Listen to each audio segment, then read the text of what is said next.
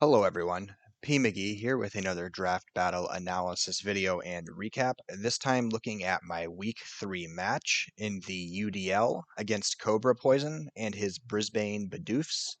As it stands, I am 1-1 in this league, having recovered decently well from a poor week 1 performance and scoring a much needed win in week 2. Looking to keep that going strong in this week 3 match against Cobra, who has some particularly scary team members that I need to be able to check in this matchup. But before we dive into that, we're going to take a look at the team he had available to him and then the pieces I brought to best address it. So he's got the Mew as his number one pick, which is one of the hardest things to plan for just because there are so many sets. It's really important to be able to have some sort of answer for a Cosmic Power set, as that can just kind of steamroll through you if left unaddressed. Also has things like Dragon Dance setup or some really strong hazards defensive play it can run depending on what needs to be accomplished in the match. Mega Scizor, very scary, very potent, very tough to take down. It's really, really important that I keep my fire moves as active as possible and try not to sack those users for as long as possible just so I have a way of dealing with Scizor. Blissey really influences how I need to prep my Mega Diancie just because Special Diancie isn't going to break Blissey, and so it just influences that kind of prep. Infernape's particularly scary to deal with. It's got mixed options it can play around with. It's got Pivot, it's got Stealth Rocks, it's got Slack Off to keep itself healthy if it has the opportunities to heal mid-match. So just a really tough mod to work around. Delmise doesn't overly concern me. It doesn't really do that great in the matchup against Zapdos. I can kind of play around that. And really, its best utility is perhaps as a rapid spinner, but overall, not worried about Delmise. Galarian Weezing, not something that I'm overly concerned about. It has abilities to kind of shut down Pyukumuku. It makes Chestnut not want to come at all, but overall, it's not scary on the offensive end, and it does leave him vulnerable. Weezing leaves him vulnerable to Nidoking play just because Weezing doesn't really address Nidoking that well. It doesn't have a good move to hit Nidoking with, so it can be abused. Noivern is mostly scary for its speed tier. It can get faster than a couple of my things, but it struggles really hard to break Licky Licky. It struggles really hard to hit Mega Diancie for any sort of good damage, so it does have some issues with being potent, even if it's fast. Swampert, not overly concerned about it. Mostly a Stealth Rock setter, can do some offensive things, but really doesn't like dealing with the Zapdos in this matchup, and really is going to rely on maybe some toxic spam or some good momentum to get around that. And then finally, the Obstagoon, perhaps one of the scariest pieces he has. The Guts ability with a Flame Orb makes it so he can pretty freely click Facade. Takes away my ability for Zapdos to be, a static threat because Obstagoon doesn't care after the Flame Orb activation. So dancing around that's going to be an issue in this kind of matchup, and I'm going to need to work around it if it shows up. So with that in mind, let's take a look at what I put together to help address this. Diancie running a somewhat peculiar set. It's going mostly offensive, physical offense with the 252 investment in attack with the Diamond Storm Play Rough Stab. Diamond Storm is really, really needed to push through the Blissey. And then after all that investment, it makes sense to run Play Rough over Moonblast because Swampert not only likes to run special defense a lot, but if most of my investment isn't in physical attack, then it just makes sense to put Play Rough there to really try and break that Swampert once it's taken a decent amount of chip. Mystical Fire is there for the Scizor, and then Psychic is pretty much exclusively there for the Galarian Weezing. The thing about Mystical Fire is that it can easily one-hit KO the Mega Scizor, but I need to get a Diamond Storm boost on my Mega Diancie before I attempt that. So after a Diamond Storm boost, I will survive a Bullet Punch from any Mega Scizor, which makes Mystical Fire just a really good option to have at that point. So I can maybe pick up a kill with Diamond Storm, get the boost, still bait in the Scizor, and then be able to Mystical Fire it and scoop an easy KO. So that's kind of what's trying to happen with the Mystical Fire, or make a very strong call on a Scizor switch in if the situation is there for it and get it with that. Zapdos, like I said, the Obstagoon is a concern for me, so I'm running this Zapdos pretty speedy to be able to get in front of it and go first. I can't get Zapdos in any position to survive 2 hits from a Obstagoon that has a burn boosted Facade. That'll 2-hit KO Zapdos every time. So if I can't get defensive enough, then at least going fast enough may open up some opportunities to at least volt switch around it to do lots of damage. Hurricane, for if I really need to get the damage output, and just try to whittle it down. There may be some trade-offs that are forced to happen, but the hope is to whittle it down to a point where I can manage it. And then opting for pretty much a standard set: Roost, Defog, Hurricane, Volt Switch. Volt Switch is good momentum. Hurricane's good for the easy predict switch-ins on the Swampert, and overall I think it works okay. Scizor, opting for a choice scarf here. I'm opting to only speed creep in this matchup. Yeah, 320. What is it? 334. I'm only opting to speed creep the Infernape. I'm not trying to outspeed max speed Infernape. I'm betting on it only going past a little bit of the Zapdos, which it could, Zapdos maxes out at 328. So this Scizor hits 334. So it accounts for a little bit of extra creep on the Infernape, but Infernape only speed creeping this Zapdos. So playing a guessing game here, hoping it pans out. U-turn is good momentum, really good way to hit the Obstagoon for strong damage. Superpower is for the Blissey. Knockoff is a good way to take away items.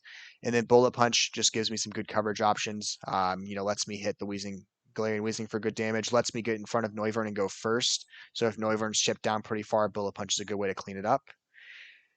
Nidoking, Toxic Spikes are really good in this matchup, I feel. Galarian Weezing rarely wants to run the Neutralizing Gas ability. Normally it's Levitate, and so when your poison isn't grounded, then Toxic Spikes become a very potent option to work with. So the goal here is to try to get those Toxic Spikes down early so that I can oppress with Hazard Stall or Toxic Stall, and then additional coverage options with Fire Punch, obviously specifically for the Scizor. Poison Jab is good stab, and the Sucker Punch is a good way to check, maybe a setup Mew, maybe Noivern that's going fast, or something that's really, really low that is going to outspeed me like an Obstagoon, just so that I can catch it with the Sucker Punch and KO it. Opting for very little speed investment here, just because the pieces that are ahead of it, I'm not going to catch. I'm not going to catch the Obstagoon because it has reason to run speed investment. I'm not going to run across a no investment Infernape. Not likely to see a low speed Mew, so there's not much reason to invest a lot here. Just a little bit to account for maybe a creep on Scizor, on the Mega Scizor, but otherwise just good bulk investment to work with. Licky Licky, pretty much the standard set. Toxic, Heal Bell Wish. Toxic Flamethrower combination is really to help me deal with the Mew and the Mega Scizor. Flamethrower is going to smack the Mega Scizor hard.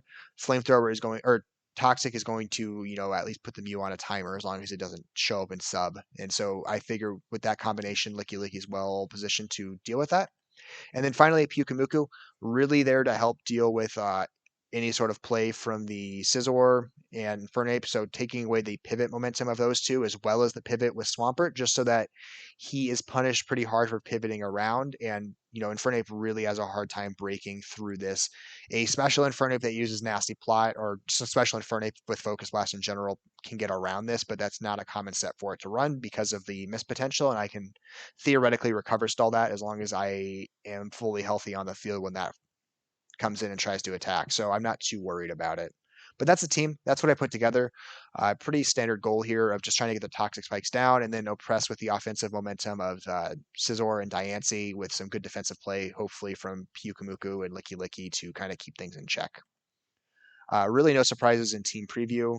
More or less everything I expected, except for Obstagoon. I thought Obstagoon had a really solid matchup, probably a better matchup overall than maybe the Swampert. The Swampert really is there to maybe check some Volt Switch momentum from the Zapdos, but it doesn't have a great matchup overall. I think Obstagoon is just more effective.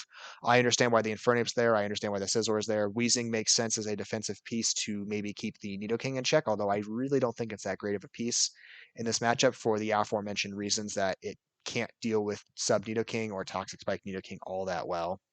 But we'll get into this match. It's not terribly long, as I recall. I opt for a Scizor lead. He opts for his Mega Scizor lead. I'm gonna make a couple of things early this game I really want to dissect because I don't have any other better word to call them than misplays. I don't know the logic behind some of them, but I'll explain perhaps what I was going for at the time. I lead Scizor, he leads Mega Scizor. When Mega Scizor evolves, it's going to have a higher speed stat than my Scizor.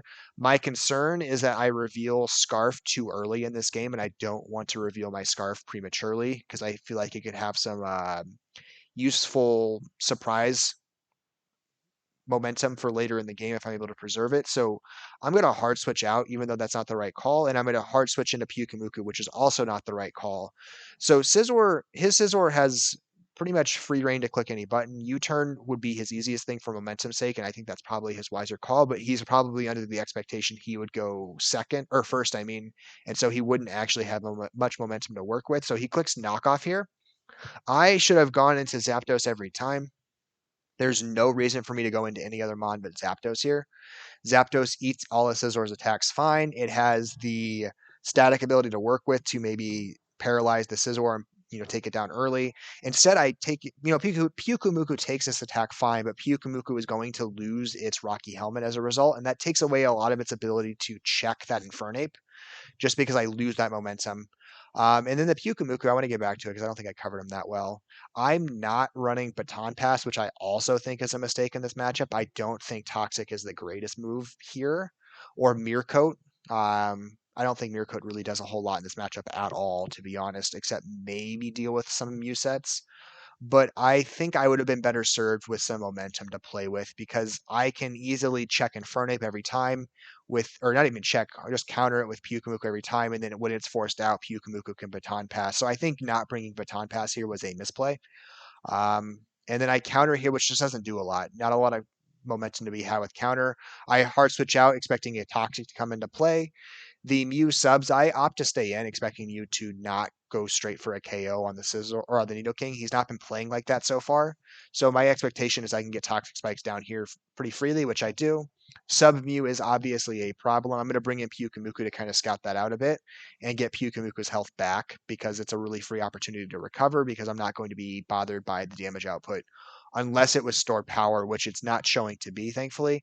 I really did not address stored power well in this matchup, especially if it was a sub Mew. It's a real concern here that Mew could set up behind the sub and just oppress me with stored power. And then one of the other reasons I want to call Baton Pass into play here, and I think it could have been really helpful in my gameplay, but I'm going to because I could have gotten my Scizor in safely here because Baton Pass would have gone late in the turn after Mew had made its motion. And so I could have gotten Scizor in safely. And because I have to hard switch Scizor in here, I get caught by a flamethrower and Scizor gets KO'd. Really unfortunate misplay. Puts me in a really uncomfortable spot early on. Only good news is I know this Mew can't beat Pyukumuku. It doesn't have the moves to do it. It doesn't have the PP to do it. So I can just kind of bring Pyukumuku in and just sit there. I'm going to hard switch to Diancie. I'm not sure why I did that. Maybe just to bait out an attack, Draining Kiss. And the other thing too, which is really unfortunate here, is if I had preserved my Rocky Helmet, the Mew couldn't even click Draining Kiss. It would take more damage from the Rocky Helmet than it would recover from the Draining Kiss. So it really would have forced Mew out. Right now, I'm fine. The only benefit to running counter and mirror code is I have a lot of PP to work with, 64, which is most of what Mew's PP is. So I'm in a good position to kind of sit in on Mew, but I just don't have a lot to do other than PP stall right now. Thankfully, I do force it out. It realizes it's not going to win that scenario. Toxic is meaningless. It was just a waste of PP turn. Unfortunately, this is a defog wheezing, and so I'm not going to be able to break it in the way I wanted to. It's got pain split as well. I don't have subplay to work with, so that's unfortunate as well. Going to switch into Zapdos on an expected overheat or Will-O-Wisp. Zapdos was better positioned to handle those. Going to spam Hurricane here because I expect Swampert to come in. It was pretty clear that was going to be his switch in here. Going to keep trying to do the Hurricanes because once it is dealt with, then my Diancie has much better momentum to work with in this game. Toxic makes sense for it to click. Going to come in with Licky Licky here to get a Heal Bell in just because that's a safe thing to do. Expecting the teleport to come into play there. And then again, Pyukumuku can handle this fine, but the unfortunate part is that Pyukumuku doesn't have the ability to really punish now. I'm in a recovery here because that's safe to do. But I'm going to go back into Zapdos, which is what I should have done the first time Scizor hit the field because Zapdos just walls it out. It walls out this Galarian Weezing just fine as well. The Pain Split kind of stings a bit, but it's nothing too bad. Going to click Roost here. And the really specific reason I'm going to click Roost is that he's going to very likely come in with this Blissey that he's doing right now. Hurricane damage wasn't going to be any good. I could have Volt Switched, but I know he wasn't going to Pain Split 2 turns in a row because there wouldn't be much advantage to it because he'd be KO'd if Hurricane hit. And he would have to hard guess that I had Roost, and he doesn't. So it's fine. I get my Roost in. Oops. And then I'm in a position now where Nidoking can be effective. Unfortunately, he keeps teleporting to control momentum. I'm going to poison jab again here, take away most of its health. It's going to overheat. The play I should be doing here, and I don't think I'm going to do it, is I should click Toxic Spikes on this turn. That would be the best use of my window because he's not really in a position to defog predictively there. I poison jab, which does a ton of damage, doesn't get the KO, unfortunately. I try to sucker punch there, which also backfires. Thankfully, he doesn't click bullet punch or he doesn't have bullet punch, and I get my fire punch in there, which is just really fortunate for me. He comes back in with Infernape, which should be a pretty dead giveaway that this Infernape has Slack off because he knows I have Sucker Punch. He knows I'm going to click Sucker Punch. I again should be clicking Toxic Spikes. I'm just in a really good position to do it, but I'm going to click Sucker Punch even though I know he's playing smarter than that. And so I just lose my chance to get the T Spikes down. So I had probably 2 or 3 really good windows to put Toxic Spikes down, and I don't get them, which just makes this a much more difficult late game than it needs to be because Weezing's no longer in a spot to really wall out Nidoking. I'm going to poison jab here. What I should also be doing at this point is again clicking Toxic Spikes because I can deal with this Mew. I've already proven I can deal with this Mew. So there's no reason for me to do anything besides put Spikes down because I know this Weezing can't check them anymore that well. Unfortunately, I'm not making that choice. And so at least I keep Mew from doing anything particularly problematic there. I do actually get rid of the Mew, which is good. Takes away any sort of setup play. Sends in, which I think is a mistake. He should have came in with Infernape, who has the health and the KO potential to deal with it. But he's gonna let his Blissey take a lot of damage and just teleport straight out. Didn't really see the momentum in that. Also could have clicked Toxic Spikes on that turn, and I don't. So just another turn I don't take advantage of that.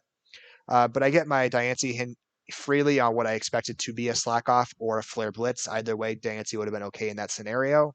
I know Diancie's going to scare out this Infernape, but I don't need to commit to the Dynamax yet. I can pretty safely, or not Dynamax, the Mega Evolution. I can click Diamond Storm freely there to pick up the KO.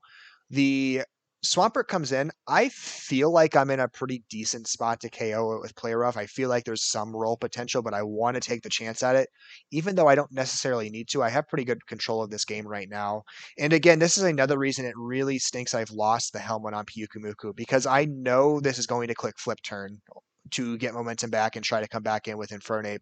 If I had Helmet on Pyukumuku, I could come in here, eat that Flip Turn, do some damage back, and then just kind of take away that roll range potential for the Swampert. Instead, I can't do that, so I click Play Rough, which hits but doesn't KO, which makes it doubly bad because now I activate the Torrent ability on Swampert, so I really eat damage from this flip turn. The major concern about that is now Diancie is in range for something like Mach Punch to easily KO it, which takes away Diancie's ability to 1v1 this Infernape well. It does, in fact, have Mach Punch, which is the concern. At close combats here, I make yet another mistake and I don't recover. I know I was in range to be 2-hit KO'd by close combat. There was no reason for me not to heal there. Just a really bad misplay again. I've been making quite a few of them in this match, and it's really unfortunate. I am thankfully in a pretty good spot because he had probably a 5 or 6 turn spree where he made some misplays that really helped. Where I was able to, sack the Scizor, destroy most of the health on the Blissey, get rid of the Mew, deal with most of the Wheezing. So thankfully, I'm in a pretty good spot right now. But I keep making these misplays I don't need to. Pyukumuku's in a spot to really wall out this game, and I've now put Pyukumuku in a spot where it can no longer do that. It's gonna die to a seismic toss from Chant or Blissey as well, so I really just don't have anything to work with there. I send in Zapdos just as a way to deal with this. I believe I'm going to Roost here. Or no, I'm going to Hard Switch again on maybe an expected switch out with Flare Blitz. Really easy window, at least for Nidoking to pick up the KO on this Swampert, get rid of that. The Infernape comes back. I expect it to Flare Blitz, so I am playing around with Pyukumuku. The thing I need to do at this point in the game is I know this is on a timer, so the important part is making good predictive switches because it needs to KO things quickly if it's going to have any chance at winning. Unfortunately, I don't have Protect to work with on the Licky Licky, so that's going to impact me as well. But I can continue to impact things in this useful way to kind of slow him down. I take the close combat, which is fine. I take a lot of chip from that, but I still survive. It's going to be either a free wish or I get KO'd there. Either way, it's fine for momentum. The Blissey gets the KO with Seismic Toss. Unfortunately, that was a mistake. I should have hard switched, I believe, into Zapdos. Actually, no, I'm going to take that back. It was the correct thing to do to sit in there with the Licky Licky. If I go into Pyukamuku dies to Seismic Toss. If I go into Diancie dies to Seismic Toss. The exact same thing with Nidoking. I could go into Zapdos and survive the Seismic Toss, but the problem is now that I give Blissey a free opportunity to heal. So it was actually the correct call to stay in with Licky Licky in that scenario. Let Licky Licky get sacked because it creates a window now for Nidoking to enter safely, and Nidoking can get that Poison Jab KO. So now I'm at the point where I just need to stall out the turns on this Infernape. Unfortunately, I should have just gone for the Poison Jab immediately, made sure Infernape couldn't do exactly that, which is get a lot of its health back. So now I need to dance around this Infernape as carefully as possible. I know it's going to Flare Blitz here, so I'm going to Sucker Punch to get some chip on it, take it away most of its health. It takes away a little bit more with the Flare Blitz recoil, and then it's going to eat some Toxic recoil as well. I go with Diancie here. For the very specific reason, I know he has to click Mach Punch in front of this Diancie, and because he has to click Mach Punch in front of this Diancie, I can just hard switch straight into Zapdos to eat that Mach Punch and survive it really, really well. He's going to be forced to attack again with Flare Blitz in front of that, so I can just sack the Pyukamuku to create a really important guaranteed win here, where I get to come in with Diancie, and now I can click Psychic and just be assured of this win. So either he Mach Punches and Diancie goes down, or he tries to heal on the expected hard switch again or something like that, and Diancie gets the KO with Psychic. So this was the necessary win condition or necessary exchange I needed to create to get Diancie on this.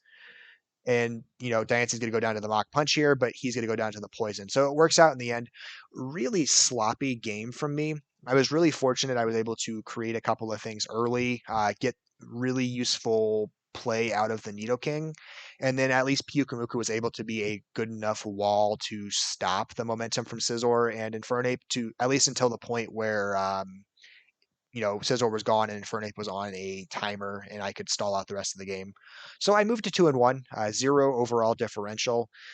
Not overly happy with the performance in this match, but happy to be back on the positive side with my win loss at 2-1. So I need to make some performance improvements going into week 4, really get myself comfortable with this team. I think it's a good team. I'm just not playing it optimally right now. And so I need to get better about that going forward. But overall, happy to be going at least trending in the right direction. And I'm going to try to keep it going. So stay tuned for the next one.